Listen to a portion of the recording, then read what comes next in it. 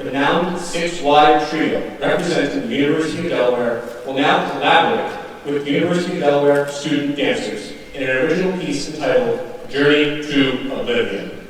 Inspired by the journey of life and the shared experience of being immigrants to new places and communities, the work delves into the hopes, dreams, and anxieties we encounter as we navigate through time and space.